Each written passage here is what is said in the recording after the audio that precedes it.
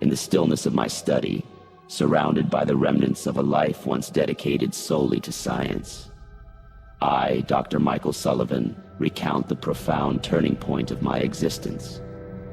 Born into the fervent embrace of Catholicism in Boston, my early years were steeped in the rituals and mysteries of the Church. It was here that my initial curiosity about the world's workings was nurtured, though it was not until I ventured into the realm of medicine that my true path began to unfold. Forensic pathology became my vocation, a field grounded in the tangible, where every cause had an effect and every mystery a solution grounded in reality. Yet, this steadfast belief in the empirical was irrevocably challenged the night I stood in the morgue over an unidentified corpse, marked with symbols that resonated with an ancient, ominous energy. The corpse found near the docks was an enigma wrapped in mystery. As my scalpel touched its flesh, the chill of the unknown swept through the room, and the air thickened with the weight of untold stories. The body's eyes opened, revealing sulfurous, serpent-like pupils, and it spoke in what I would later identify as ancient Aramaic. The name it uttered, Astaroth, was one steeped in the lore of demonology, a grand duke of hell, a fallen angel known for his cunning and malice.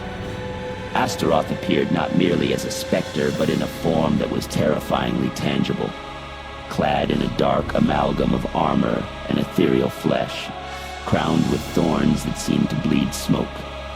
He was both magnificent and terrifying, a being of power and decay. His summoning, I learned, involved rituals of knowledge and vanity, calling him forth at dusk when the barriers between worlds were most fragile. His banishment, however, required the reversal of these incantations, a task daunting in its complexity and danger. In a moment of ill-fated curiosity, I reached out to the sigil carved into the corpse's skin. The symbol, a token of Astaroth's presence and pact, reacted violently. It seared itself into my arm, branding me with a mark that was both a curse and a stark revelation of the world's hidden depths. This mark has since defined my existence, pulling me away from the path of empirical science and into the shadows of the supernatural. It serves as a constant reminder of the night when my previous beliefs were shattered by the reality of the demonic and the supernatural. Now, armed with the knowledge of ancient texts and the tools of my medical trade, I navigate this darker world.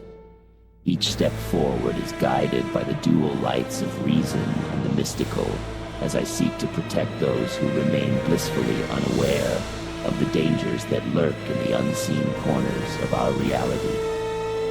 Thus, I stand as a sentinel at the boundary between light and darkness, driven by a need to understand, and perhaps one day to free myself from the infernal mark that has claimed me as its own. As Dr. Michael Sullivan, I no longer just investigate the causes of death. I seek to thwart the forces that would make death a mere gateway for the darker entities craving entry into our world.